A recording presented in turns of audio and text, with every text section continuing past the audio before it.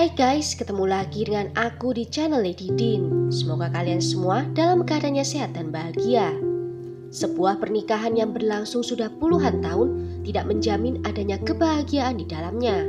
Seperti kisah kali ini, di mana seorang istri malah mencurigai pasangannya sendiri. Bagaimana kisah lengkapnya? Tanpa basa-basi lama-lama, kita langsung masuk ke ceritanya ya. Sebelumnya, jangan lupa untuk subscribe dulu channel ini dan nyalakan lonceng notifikasinya supaya kalian tahu video terbaru dari aku.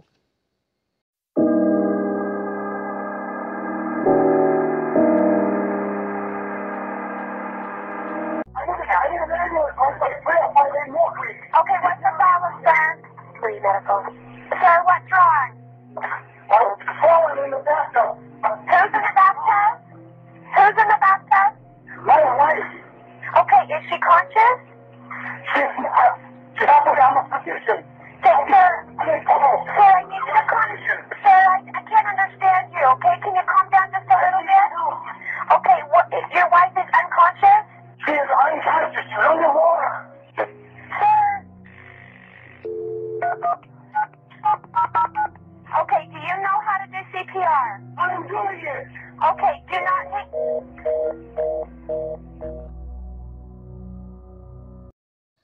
Michelle Mary Somers lahir pada tanggal 15 Januari 1957. Dia adalah putri dari pasangan Milton dan Helen Somers. Michelle tumbuh besar di California, di mana dia menjadi gadis yang populer dan sangat menyukai kegiatan bermain biola, berakting, dan pemandu sorak. Di sekolahnya dia termasuk murid yang pintar dan juga aktif dalam kegiatan gereja. Semasa SMA, Michelle terpilih menjadi ratu kecantikan dan dia mengikuti pertukaran pelajar di Swiss. Dia juga menjadi seorang model dan terpilih sebagai Miss Concord di tahun 1976. Michelle bertemu dengan Martin McNeil dalam kegiatan pemuda di gerejanya. Martin berusia setahun lebih tua darinya. Dia tumbuh besar dalam keluarga kurang berada dan orang tuanya sering bertengkar. Di akhir masa remajanya, Martin didiagnosis menderita bipolar. Dia cenderung mengalami perubahan suasana di hati dan suka menjadi marah. Pertemuan Michelle dan Martin dengan cepat menjadi sangat serius dan karena keluarga Michelle tak menyukai Martin, Michelle memutuskan untuk kawin lari dengan Martin pada tanggal 21 Februari 1978. Baru 4 bulan berjalan pernikahan itu, Martin harus menjalani hukuman penjara selama 6 bulan karena pemalsuan, pencurian, dan penipuan. Setelah menikah, pasangan ini tinggal di Utah, Amerika Serikat.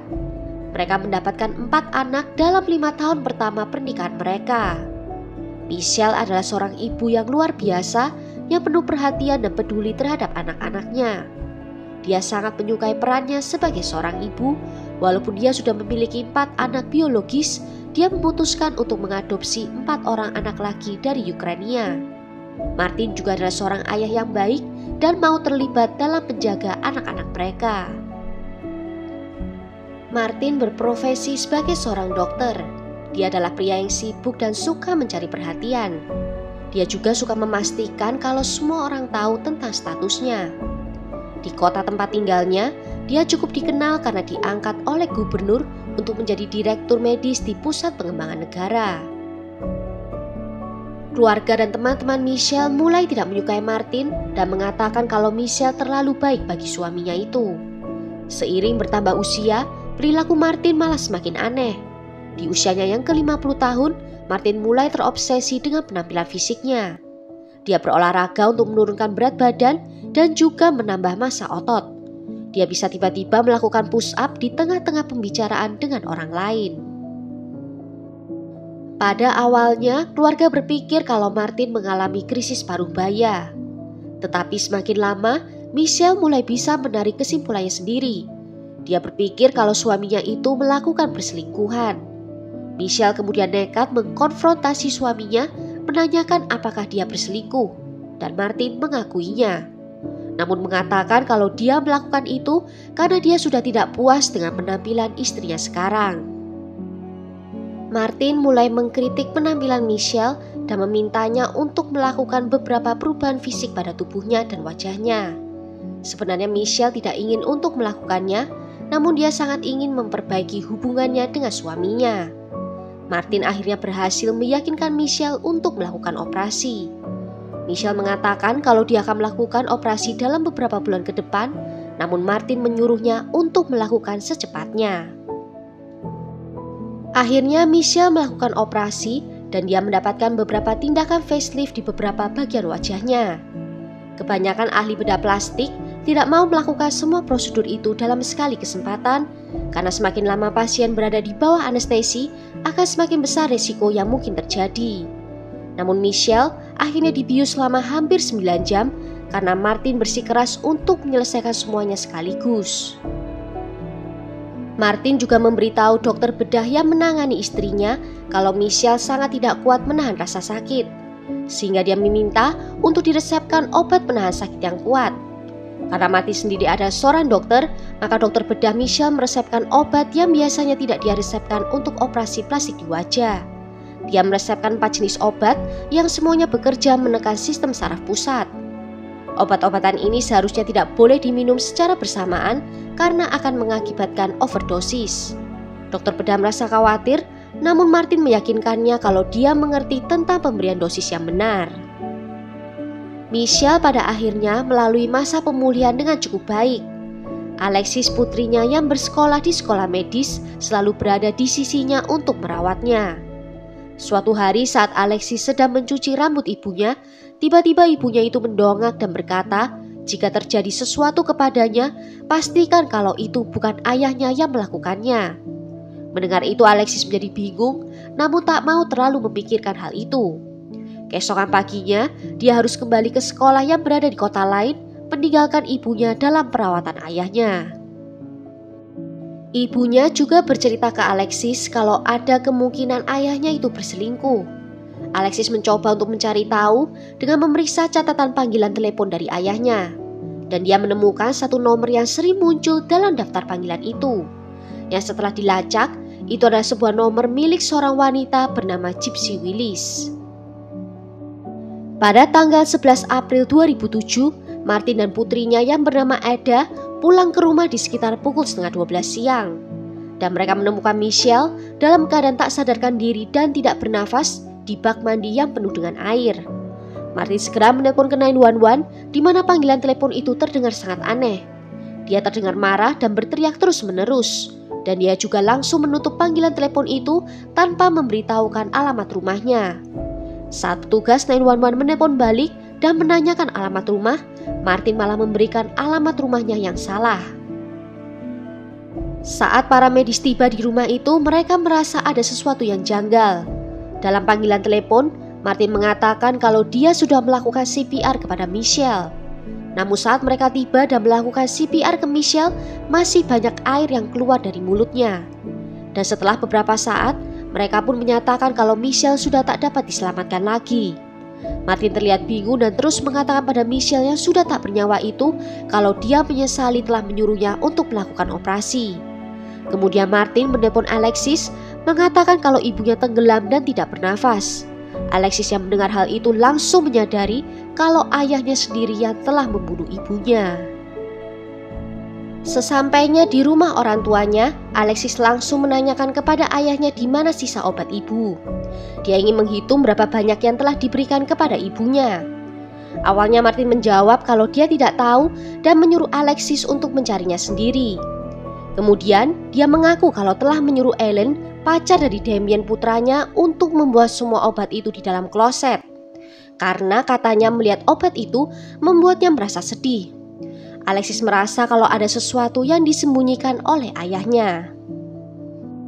Saat ditanya oleh polisi tentang kejadian, Martin menjawab kalau ini semua hanyalah kecelakaan, di mana Michelle tenggelam saat dia tidak berada di dalam rumah.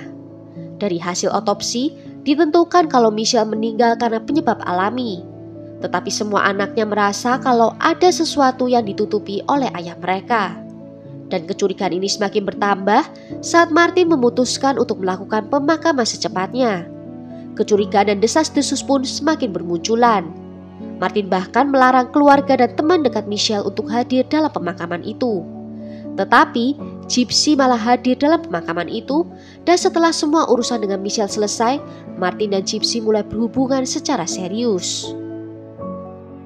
Untuk merawat anak-anaknya yang masih kecil, Martin berencana untuk mempekerjakan seorang pengasuh. Saat kedua anaknya yang tertua menawarkan diri untuk membantu, Martin menolak. Martin sendiri akhirnya yang memilih orangnya, yaitu pacarnya sendiri. Saat anak-anaknya menanyakan apakah itu selingkuhannya yang dulu, Martin menjawab bukan. Bahkan saat Gypsy datang untuk pertama kali di rumah, mereka berpura-pura kalau tidak saling mengenal. Padahal mereka sudah mengenal selama 8 tahun. Gypsy seharusnya bertugas untuk memasak dan mengurus anak-anak. Namun yang terjadi, dia tidak melakukan semuanya itu. Dia hanya pindah untuk tinggal bersama dengan Martin. Saat Alexis menanyakan, dia pun segera diusir dari dalam rumah. Dan hanya beberapa bulan sejak Michelle meninggal, Gypsy mengajak Martin ke Wyoming untuk menemui orang tuanya. Di sana Martin mengatakan kalau Gypsy adalah cinta sejatinya. 90 hari berlalu sejak Michelle meninggal, Martin sudah mengajak Gypsy untuk menikah dengannya. Kedua putri tertua dari Martin berusaha untuk mencari informasi dan bukti yang bisa memberatkan ayahnya. Dan setelah mereka memberikannya kepada polisi, awalnya polisi tidak terlalu menanggapi hal itu dan mengira kalau mereka hanya merasa marah kepada ayahnya. Karena tidak mendapatkan bantuan dari polisi, kedua wanita itu pergi ke kantor gubernur dan bertemu dengan penyelidik yang biasa menangani kasus khusus. Dan mereka mulai menyelidiki Martin beserta dengan masa lalunya. Saat itulah mereka menyadari kalau seluruh hidup Martin itu penuh dengan kebohongan. Martin ternyata memalsukan transkrip universitas untuk masuk ke dalam sekolah kedokteran California, tempat di mana dia memperoleh gelar dalam kedokteran osteopatik. Martin yang sangat muda juga pernah bergabung di militer, mengaku kalau dia menderita skizofrenia karena bisa mendengar suara-suara. Oleh karena itu Martin bisa mendapatkan tunjangan uang veteran sebesar $3.000 per bulan selama bertahun-tahun. Martin juga mengirim salah satu anak adopsinya kembali ke Ukraina dan dia melakukan itu untuk mencuri nomor identitasnya dan diberikan kepada Gypsy. Dan saat saudara Michelle menjemput anak itu untuk kembali tinggal di Amerika, ada 2 orang yang menggunakan nomor identitas yang sama. Karena hal itu, Martin dan Gypsy ditangkap polisi dan Martin dihukum penjara selama 4 tahun. Sedangkan Gypsy dijatuhi hukuman 21 bulan di penjara federal. Melihat kejanggalan yang terjadi pada pasangan itu, penyelidik mulai yakin kalau mereka berdua punya andil atas kematian Michelle. Dan mereka harus segera menyusun kasus selagi mereka berada di dalam tahanan. Yang pertama kali mereka lakukan adalah mengubah penyebab kematian Michelle dari penyebab alami menjadi tidak dapat ditentukan. Kemudian mereka mencoba untuk menyelidiki obat apa saja yang dikonsumsi oleh Michelle di hari itu. Selama penyelidikan, kantor kejaksaan juga mengirim surat ke sekolah hukum tempat Damien belajar, memberitahu mereka kalau Damien berpotensi bisa membahayakan staf dan murid lainnya. Dan di bulan Januari tahun 2010, Damien mengakhiri hidupnya. Dan saat di tahun 2011 Gypsy dibebaskan dari penjara, dia setuju untuk melakukan kesepakatan pembelaan, di mana dia setuju untuk mengaku bersalah atas semua tuduhan, dan untuk bersaksi dengan jujur di pengadilan jika ada tuduhan pembunuhan yang diajukan terhadap Martin. Di tanggal 24 Agustus 2012, Martin didakwa atas pembunuhan Michelle dan persidangan dimulai pada tanggal 17 Oktober 2013, di mana Martin mengklaim kalau dirinya tak bersalah. Jaksa berusaha meyakinkan juri kalau Martin bertanggung jawab atas kematian istrinya dengan membiarkannya tenggelam dan juga pemberian obat dengan dosis yang berlebih. Surat perintah penangkapan menyatakan bahwa Martin pernah berusaha untuk membunuh ibunya dan telah membunuh saudara laki-lakinya di dalam bak mandi. Dan Martin tidak pernah diadili atas kematian saudaranya itu. Persidangan ini disiarkan secara langsung yang merupakan pertama kali dalam sejarah Utah. Dalam pernyataan penutupnya, jaksa menyatakan kalau kasus ini adalah kasus pembunuhan yang hampir sempurna.